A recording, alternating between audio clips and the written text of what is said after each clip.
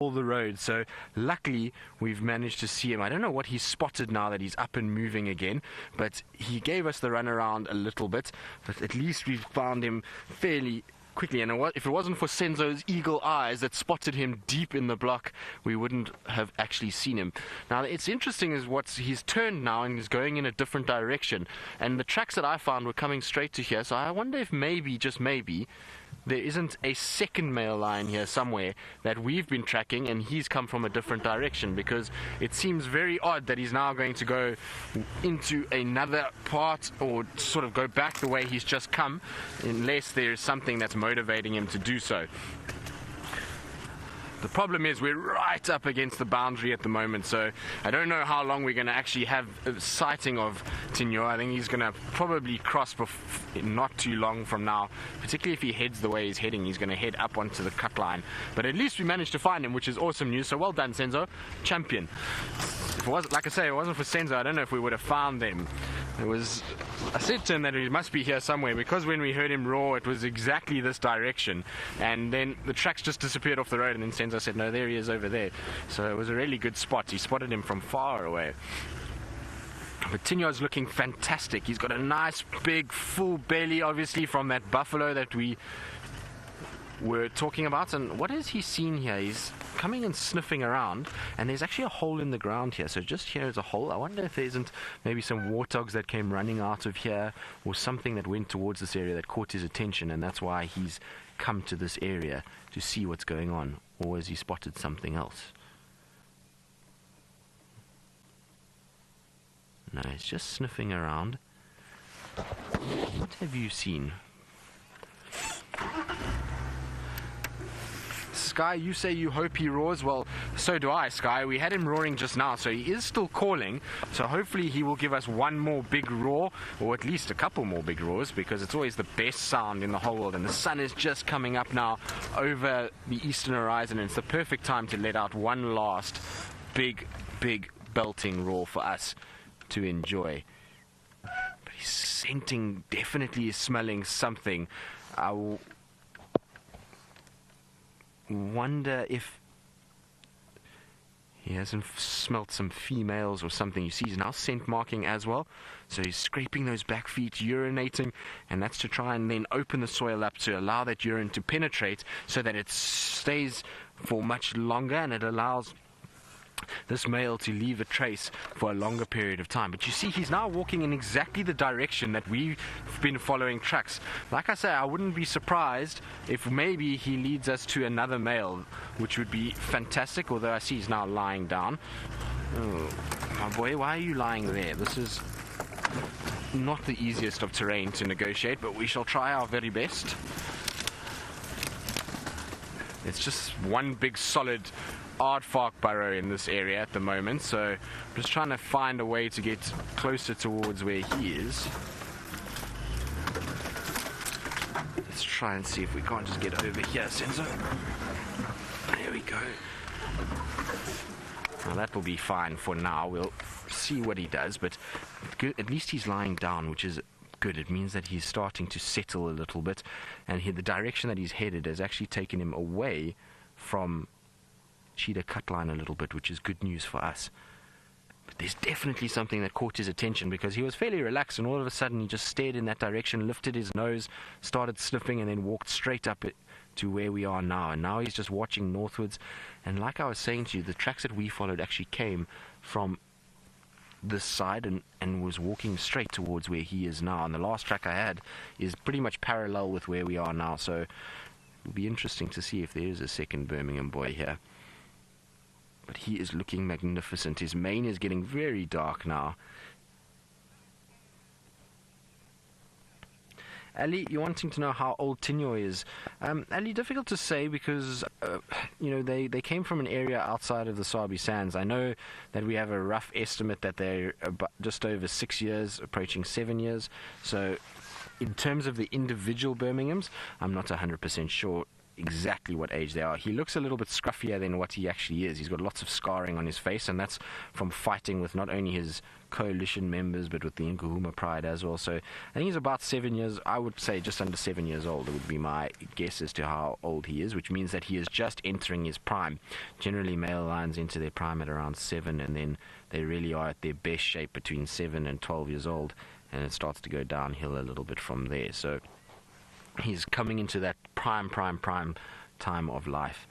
And like I was saying, his mane has started to get a lot darker.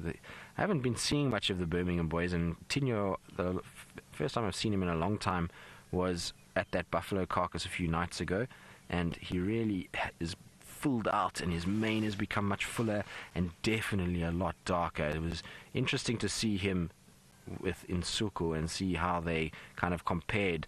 Nsuku is definitely a bigger bodied lion than what Tinyo is, but Tinyo seems to have a much darker mane than what Nsuku does at the moment, which is, I suppose, why he's called Nsuku, which means gold. Now, I wonder, Senzo, do you want me to go forward so we get rid of the stump that we've got here? And there's a stump that's just in the way there for Senzo, so I'm going to just try and see if I can't just get around this bush and see if I can't get that stump out of the way for Senzo so that he can actually film him without having to worry too much. There we go, Senzo. How's that? Is that better?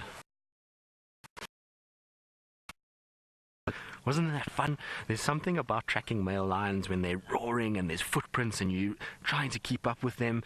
It's just the best tracking experience. You know, leopards is a different thing. Leopards is a test of skill, and it really is kind of, you have to work your way around and try and find them. With lions, it's that big booming roar and that excitement and anticipation as you follow these tracks and hope that you're going to find them, and then when you actually do see them, it's the best feeling ever. It's normally the nicest is when they're actually just walking down the road and you're able to find them like that, but we'll take the second best, which is him lying in a nice big grassy area. Oh, what's wrong? Just doing some maintenance, and this I would imagine would be before he settles down for the day. Mac, you're wondering if there are still 4 Birmingham boys? Well, as far as we know, yes. We've not heard any reports to contradict that, and we know that 3 of them were seen yesterday. So Tinyo was seen, and I think Nsuku, and I'm not sure who the third one was, but there was 2 with the Birmingham Pride.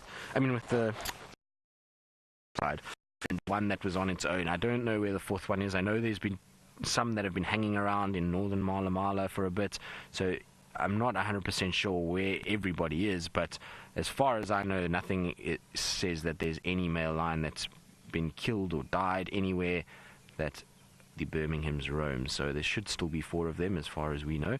And it's interesting with them because they seldom spend time together. It's a strange thing. The Majingalans were a very different coalition. The Majingalans have always seemed to be together, at least 2 or 3 of them, bless you, Senzo, at least 2 or 3 of them together, and then they would kind of go apart to mate, but then they would come back together quite quickly, whereas the Birminghams tend to spend a lot of time either on their own or as a sort of 2 of them, and they only really come together if there's a food item, but that's been such a long time since I've actually heard of all 4 spending time with one another. What you doing, big boy?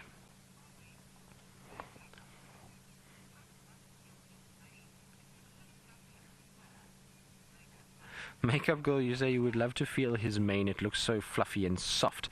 Well, I don't know if about that. It's probably quite coarse hair, given that they have dust and all kinds of things that's in it all the time.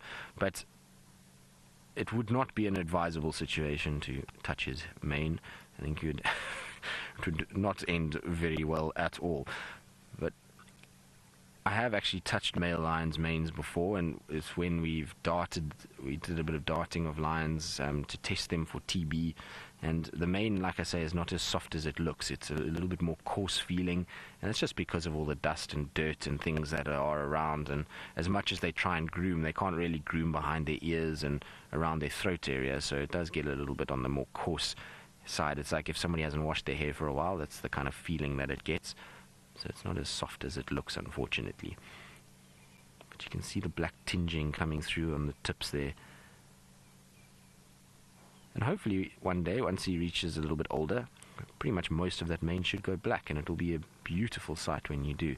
And mane is a very interesting thing because it tends to be different in different parts of the world. Here in the Kruger area, our lions tend to have these multicolored manes, so they have both dark and blonde in their mane. It's pretty typical. If you go into the more desert, dry, arid areas, the males there tend to have very dark black manes. And then in some parts of Africa, you'll find that the male lions actually manes stay quite blonde. In Botswana, there's a few that have very blonde manes. So it's just an interesting thing that in different areas and different places, you see different colorations coming through. Now, it's said that darkness is there to basically represent to the females that this is a strong, powerful male, because any male that has to walk around in the African heat with a dark, thick collar of fur around his head is going to be a male that is strong and is in his prime and is able to keep other intruders at bay, because he wouldn't have that thick black mane if he wasn't dominant, because he wouldn't be producing nearly as much testosterone. So that's the theory behind it. And females, apparently, from the studies that they've done, do target the males with darker manes more than the males with lighter manes to mate with. So when they are mating, you'll find that they try and go after the darker, fuller manes, then, or allow the darker, fuller manes to mate with them, than the smaller, lighter manes. But I think he's bedding down for the day if he's grooming the way he is.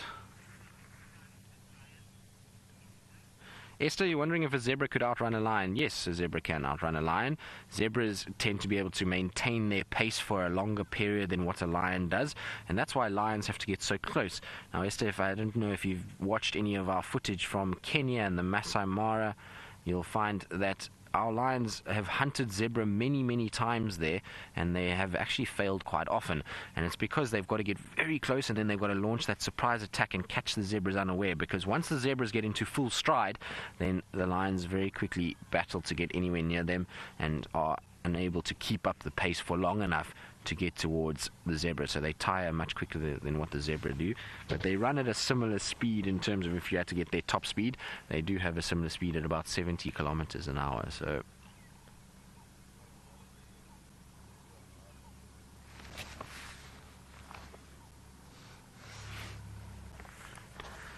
but like I was saying just now, this grooming process is a sign that he's now getting ready just to rest. He's probably walked quite a bit, or we know he's walked quite a bit if it is his tracks that we've been following, and is now going to groom to get rid of all the parasites, ticks, and all kinds of other things that he may have picked up over his journey. And so he gets rid of that to get himself ready to have a really nice nap. He knows the sun is coming up, so in a few short hours it's going to get very hot, and that means that he's going to have to find somewhere to rest. And so I think this is pretty much him done for the evening, and this is where his final resting place will be for the day, which is fantastic news for us, because obviously it means that he should theoretically still be here this afternoon. So we might have a whole day of Birmingham Day, which is very pleasant because it means it will chase the Monday blues away if we have our cats, which is fantastic. So hopefully that's going to be where Tinyo decides to lay down. It would be nice though if he let out one last big roar for us. It certainly would make me quite happy.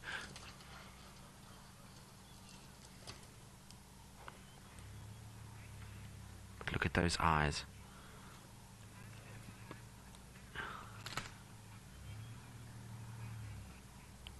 Well, Nick, you're wondering if I've ever had an animal jump on the vehicle. Well, no, I've never had anything jump on the car. I've had a deer jump over the bonnet between myself and my tracker, which was quite something. And I've had an impala male during a rut run straight into the side of the car. But I've never had anything actually physically jump on it, so I've never had any of the lions or leopards or anything like that. I've seen footage of a pride in this area, well, seen them doing it to another vehicle, and I've actually seen in myself another vehicle where the lions put their paws on the side of the car, but I've never seen one being sort of jumped on or anything like that. I have heard of it. There apparently was a leopard in the western sector called Hlabankunzi that jumped on the bonnets of cars every now and then, which I find is a little disconcerting. No, he's decided he's not going to stay here, but he's walking deeper into Djuma, which is fantastic news. And I'm laughing because I feel sorry for Tax. Tax has just done this big loop to get into the right place, and as he's parked, this lion has now decided to get up and move. So poor Tax is now going to have to reposition once again. Morning, Tax. Score. Go, go. I'm just going to let